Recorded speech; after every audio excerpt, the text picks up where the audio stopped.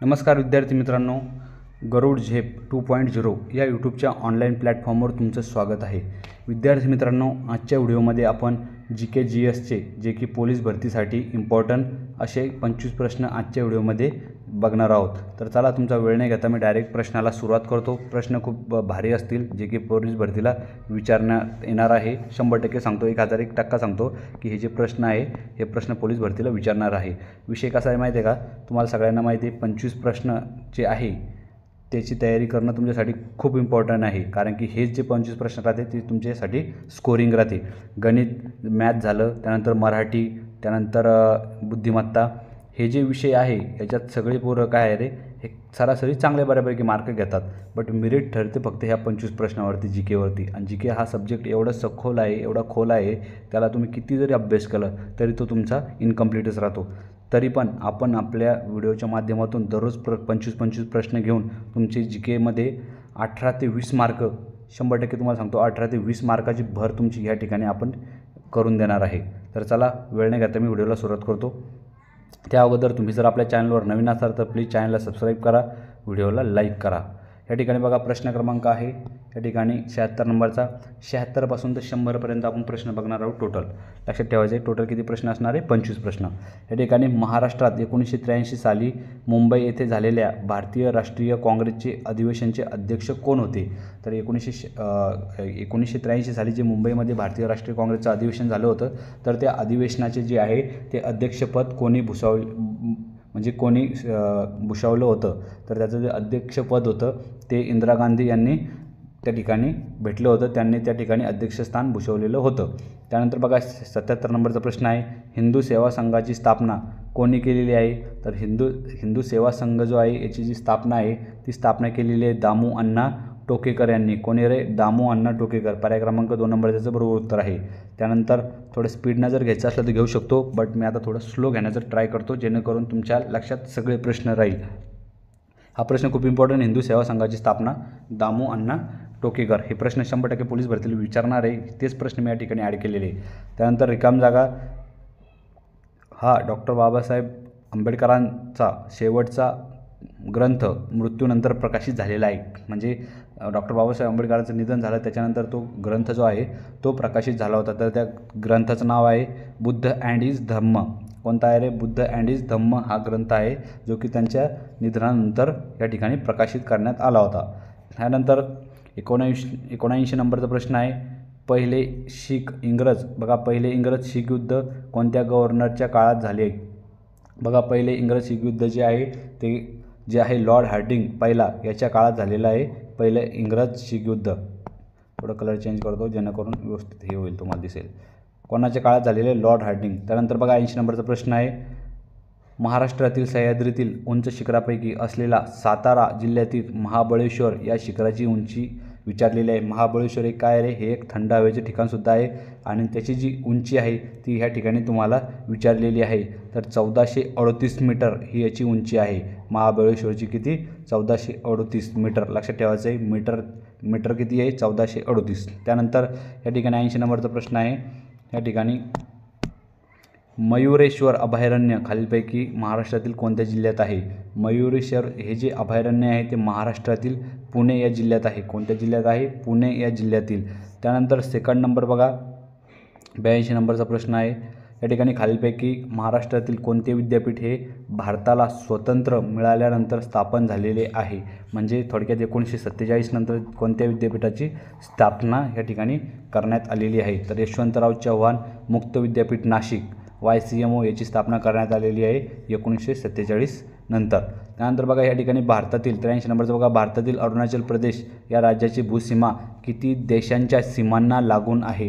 या ठिकाणी अरुणाचल प्रदेशची सीमा किती देशांना लागलेली आहे या ठिकाणी विचारलेलं आहे. तर 3 देशांना ही सीमा लागलेली आहे. कमेंट बॉक्समध्ये सांगा कोणकोणते देश आहे की ज्याला अरुणाचल प्रदेशची सीमा लाभलेली आहे. त्यानंतर या ठिकाणी विचारलेले घटना समितीचे एकूण जे काम आहे ते किती दिवस चाललं होतं? म्हणजे थोडक्यात संविधान निर्मितीसाठी किती दिवस लागले होते? तर या ठिकाणी 2 वर्षे 11 महिने 18 दिवस. पर्याय क्रमांक जे आहे 2 नंबर त्याचं बरोबर उत्तर आहे. 2 वर्षे 11 महिने 18 दिवस. तुम्ही या ठिकाणी बघा 85 नंबरचा प्रश्न आहे समोर, कोणत्या कलमान्वये म्हणजे कोणत्या कलमाने विधानसभा व विधान परिषदेच्या सदस्यांना राज्यपालाकडून पदग्रहणाची शपथ दिली जाते? बघा, कोणत्या कलमानुसार विधानसभा आणि विधान परिषदेचे जे सदस्य राहतात त्यांना राज्यपालाकडून शपथ दिली जाते? तर या ठिकाणी कलम जे 188 आहे, या कलमानुसार राज्यपाल काय करतो, विधानसभाचे अध्यक्ष आणि विधान परिषदेचे सदस्य या दोन्ही सदस्यांना सभागृहाच्या कोणत्या कलमाने शपथ देतो? 188 कलमानुसार. त्यानंतर 86 नंबरचा प्रश्न आहे. या ठिकाणी तुम्हाला सांगायचं आहे, खालीलपैकी कोणत्या राष्ट्रपतींनी पहिली राष्ट्रीय आणीबाणी घोषित केली होती? तर पहिली राष्ट्रपतींनी आणीबाणी घोषित केली होती. पहिली राष्ट्रीय आणीबाणी लागली होती कोणाच्या काळात? तर एस राधाकृष्णन यांच्या काळात पहिली राष्ट्रीय आणीबाणी घोषित करण्यात आली होती. राष्ट्रीय आणीबाणी संबंधित कलम कोणतं आहे? तर कलम 352 लक्षात ठेवायचं आहे. आणि वित्तीय आणीबाणी संबंधित 360 आणि 356 हे कलम कोणत्या आणीबाणीशी संबंधित आहे हे तुम्ही मला कमेंट बॉक्समध्ये सांगा. त्यानंतर 87 नंबरचा प्रश्न आहे. या ठिकाणी कितवी घटनादुरुस्तीने ग्रामसभेला घटनात्मक दर्जा प्राप्त करण्यात आलेला आहे? तर 73वी जी घटनादुरुस्ती आहे यानुसार ग्रामसभेला काय आहे, घटनात्मक दर्जा प्राप्त झालेला आहे. त्यानंतर बघा 88 नंबरचा प्रश्न आहे. या ठिकाणी सांगायचं आहे, भारतीय अर्थव्यवस्था ही अर्थव्यवस्थेच्या कोणत्या प्रकारात मोडते? तर भारताची जी अर्थव्यवस्था आहे ती कशा प्रकारची आहे? एक मिश्र अर्थव्यवस्था आहे भारताची. त्यानंतर बघा 89 नंबरचा प्रश्न आहे. 1 एप्रिल 1935ला स्थापन झालेले रिझर्व्ह बँक ऑफ इंडियाचे स्थापनेवेळी मुख्यालय कोठे होते? ज्यावेळेस रिझर्व्ह बँकेची स्थापना झाली 1 एप्रिल 1935ला, जो कोणत्या कायद्याने झाली होती? 1934च्या कायद्याने स्थापना करण्यात आलेली होती 1935 साली. तर त्यावेळेस भारतीय रिझर्व्ह बँकेचं जे मुख्यालय होतं ते कोणत्या ठिकाणी होतं रे? कोलकाता या ठिकाणी होतं. कारण की आपली भारताची राजधानी ही सुद्धा पहिली कोणती होती? कोलकाता या ठिकाणी होती. त्यामुळे रिझर्व्ह बँकेचं मुख्यालयसुद्धा कोलकाता या ठिकाणीच स्थापित करण्यात आलेलं होतं. त्यानंतर काही कालावधीनंतर त्याला मुंबईला शिफ्ट करण्यात आलेलं आहे. त्यानंतर बघा या ठिकाणी 90 नंबरचा प्रश्न आहे. पहिली पंचवार्षिक योजना 1951 ते 1956च्या नियोजन आयोगाचे अध्यक्ष कोण होते? पहिली पंचवार्षिक योजना 1951 ते 1956 या कालावधीतली आहे आणि त्याचे नियोजन आयोगाचे अध्यक्ष कोण होते? तर त्या नियोजन आयोगाचे अध्यक्ष होते पंडित जवाहरलाल नेहरू. पर्याय क्रमांक 4 नंबर त्याचं बरोबर उत्तर आहे. त्यानंतर 91 नंबरचा प्रश्न बघा. राष्ट्रीय शेअर बाजार नॅशनल स्टॉक एक्सचेंजचे नवे बोधचिन्ह 8 ऑगस्ट 2018 रोजी रिकामी जागा महोत्सवानिमित्त दिल्ली येथे नव्या बोधचिन्हाचे अनावरण करण्यात आले. तर 8 ऑगस्ट 2018 रोजी कोणत्या अमृत महोत्सवानिमित्त, हीरक महोत्सवानिमित्त का सुवर्ण महोत्सवानिमित्त का रौप्य महोत्सवानिमित्त? तर याचं बरोबर उत्तर आहे रौप्य महोत्सवानिमित्त. तर मला सांगा, रौप्य महोत्सव जो आहे तो किती वर्षांनी येतो सांगायचं आहे? तर रौप्य महोत्सव हा जो आहे, हीरक या ठिकाणी अमृत महोत्सव 75 वर्षांनी येतो, हीरक महोत्सव 60 वर्षांनी येतो, सुवर्ण महोत्सव 50 वर्षांनी येतो आणि जो रौप्य महोत्सव आहे तो येतो 25 वर्षांनी. लक्षात ठेवायचं खूप इम्पॉर्टंट पॉईंट आहे परीक्षेच्या दृष्टीने, म्हणजे परीक्षेमध्ये वारंवार विचारतात सुवर्ण महोत्सव किती वर्षांनी सेलिब्रेट करतात. त्यानंतर बघा ह्या ठिकाणी 92 नंबरचा प्रश्न आहे. रेटिनॉल हे कोणत्या जीवनसत्वाचे शास्त्रीय नाव आहे? रेटिनॉल. तर रेटिनॉल हे जे आहे व्हिटॅमिन एचं शास्त्रीय नाव आहे रेटिनॉल. या ठिकाणी थोडक्यात मी सगळे व्हिटॅमिनचे तुम्हाला या ठिकाणी नावं सांगतो, शास्त्रीय नाव.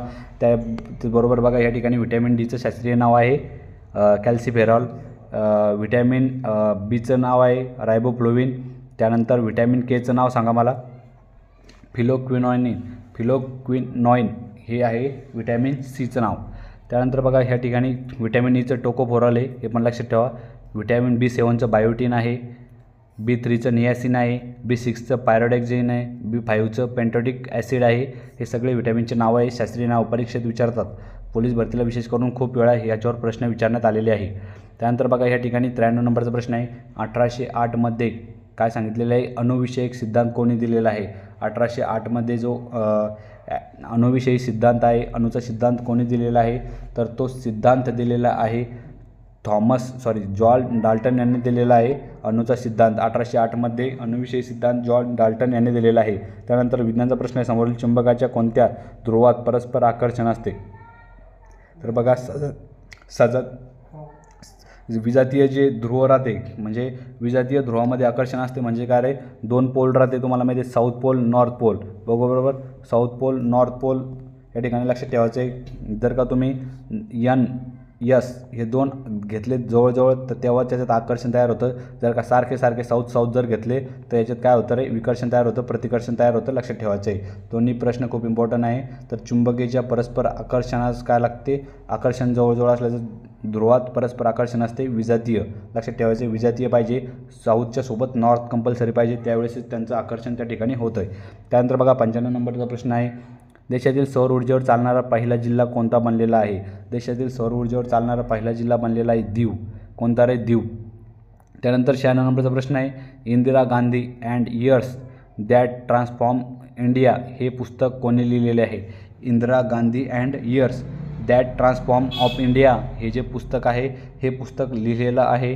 कोणी लिहिलेलं आहे, TS श्रीनिवास राघवन यांनी. कोणी, TS श्रीनिवास राघवन यांनी लिहिलेलं आहे हे पुस्तक. कोणतं, Indira Gandhi and years that transform India. त्यानंतर 97 नंबरचा प्रश्न बघा या ठिकाणी, 72व्या मिस वर्ल्ड 2025चे विजेतेपद कोणी पटकावलेले, हा करंटचा प्रश्न आहे. लक्षात ठेवायचा, लेटेस्टचा ॲड केलेला आहे आपण याच्यामध्ये. 72वी जी मिस वर्ल्ड झालेली आहे हिचे विजेतेपद कोणी पटकावलेले आहे, तर ओपल सुजाता चुंगाश्री हिनं हिचं विजेतेपद पटकावलेलं आहे, ओपल सुजाता, एवढं लक्षात ठेवा. त्यानंतर 98 नंबरचा प्रश्न आहे या ठिकाणी, 26व्या आशियाई ॲथलेटिक्स चॅम्पियन स्पर्धेत भारताने पदतालिकेत कितवे स्थान पटकावले आहे, तर भारताने दुसरे स्थान पटकावलेले आहे 26व्या ॲथलेटिक्स चॅम्पियनशिप स्पर्धेत. त्यानंतर 99 नंबरचा प्रश्न आहे, म्युच्युअल फंडातील गुंतवणुकीत देशात कोणते राज्य प्रथम आलेले आहे. म्युच्युअल फंडमध्ये, FFमध्ये म्हणजे म्युच्युअल फंडात सर्वात जास्त गुंतवणूक कोणत्या राज्याने केलेली आहे, तर ती केलेली आहे महाराष्ट्र या राज्याने. पर्याय क्रमांक जे आहे 2 नंबरचं याचं बरोबर उत्तर आहे.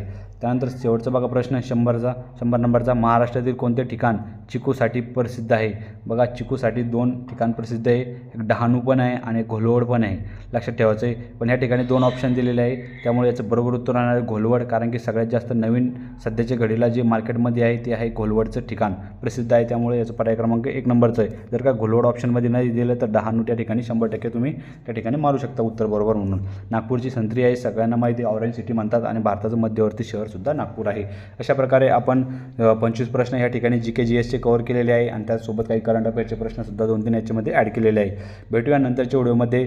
अजून पण तुम्ही विद्यार्थी मित्रांनी आपल्या चॅनलला सबस्क्राईब नसेल केलं तर प्लीज चॅनलला सबस्क्राईब करा, व्हिडिओला लाईक करा, शेअर करा तुमच्या मित्रांना. भेटूया नंतरच्या व्हिडिओमध्ये. तोपर्यंत जय हिंद, जय महाराष्ट्र.